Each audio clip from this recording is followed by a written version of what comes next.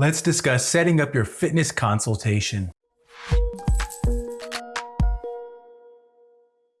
Mastering the fitness consultation is one of the keys to growing your client list. In this video, we're going to discuss some key items to practice and go over before your client even gets into the gym. My name is Tyler Valencia and I'm the president of KIPS. I've been a personal trainer working at a gym, independent on my own. I've taught group fitness, I started my own boot camp, and I've also worked for companies like Nesta and NCCPT. If you're watching this video and you're relatively new to being a personal trainer, the fitness consultation is that one session with a potential client where you're showcasing your skills, but you're also diving into their health needs. What is it that makes them want to exercise? Sometimes it's all just discussion. Sometimes it's a portion, just a small portion of exercise. But before that, you're really sharing, growing your connection with them, and hopefully building up all these details in their head into why you are that one trainer that can help them at the end of the day. The reason why this video is being made and why I even think that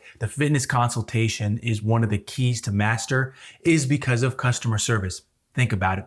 Have you called a corporation these days? Have you even tried to contact customer service for the platform that you're watching this video on? Probably a long, delayed process, or maybe you don't even get the chance to discuss your issues with an individual. So I think that being able to provide a high value customer service experience is really what's going to set you apart. And in my opinion, that is the best outlook to have. Positive, but also professional customer service. The first thing I'm going to talk about is write out your script. With writing out your script, now take that script and practice. If you've never cold called before, if you've never picked up the phone and called someone you don't even know, and you're trying to get them to do something they most likely don't want to do, that is cold calling, and it is a tough process. Cold calling can be a pretty uncomfortable situation that you are doing, especially when you haven't done it before. With practicing, ask a friend, a family member, a colleague, a fitness manager, somebody that is willing to give you tough criticism.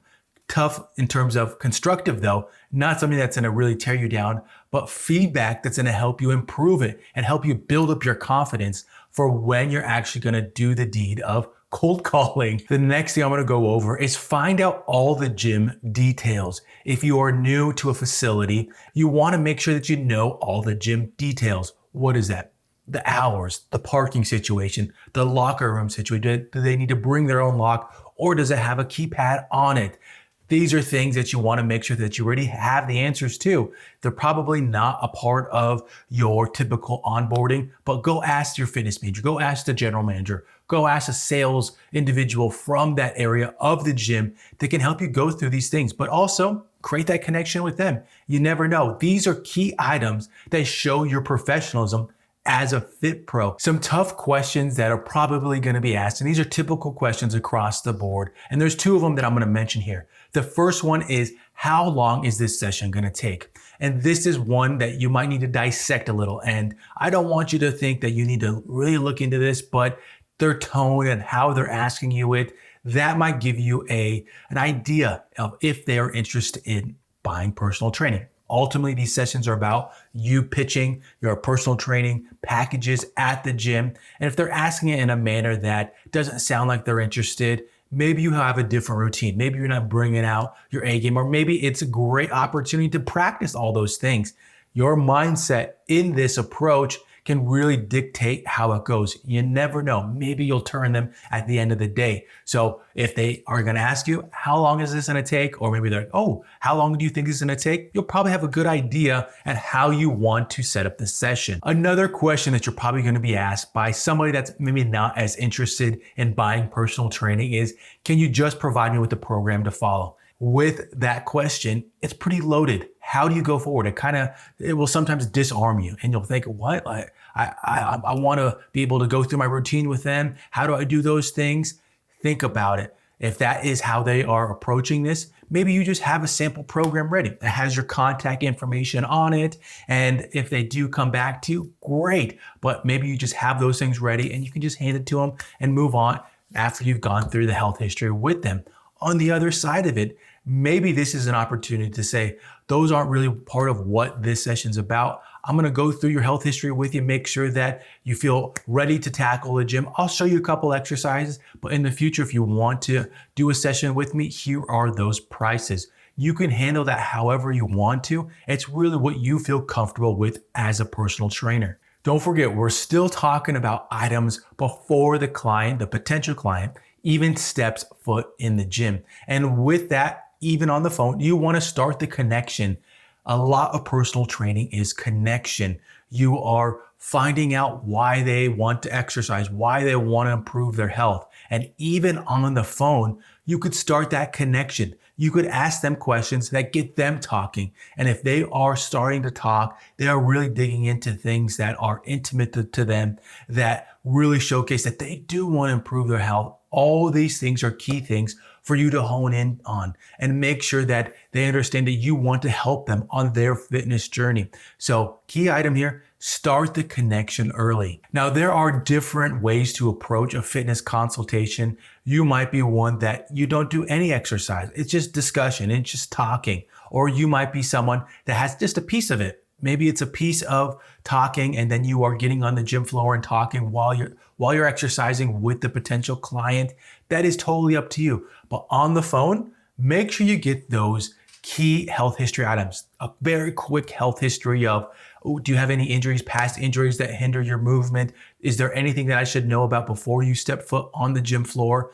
These are really things that you want to make sure you pull, because if you're going to be providing a sample workout that you're going to take them through, you don't want to take them through something that they can't even perform. And now you're having to think on your feet and hopefully get them into exercises that they will enjoy or that can showcase your skill set. Now, the last one that I'm going to talk about, and it's really just sandwiching this video together, and that is follow up and be professional. As I talked about, customer service these days is pretty lacking. So if you can provide a positive customer experience for your potential client, they will remember that. They will remember that you're professional, that you follow it up with them. And think about it. These are individuals that you are trying to ask to purchase $100, $1,000 packages of personal training. At the end of the day, you want them to feel comfortable with handing over that credit card and being able to swipe it and know that I did a great job and they feel comfortable with me. So be professional and make sure that you follow up on all these details that we go over.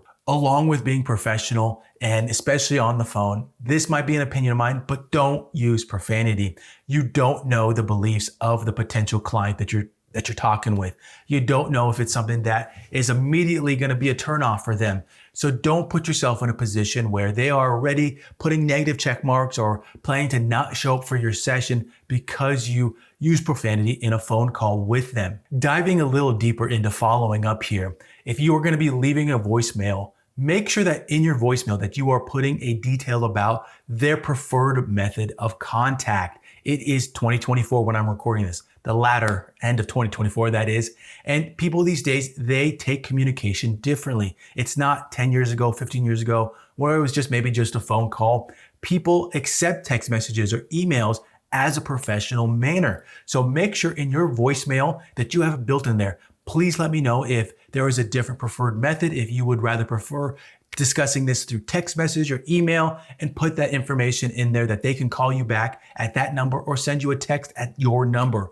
Those are things that I recommend that have definitely changed over the years. And really, it's a good way to make sure that your client feels comfortable, potential client that is, feels comfortable reaching out to you. Remember, these are all things that you can do before the potential client steps foot in the gym.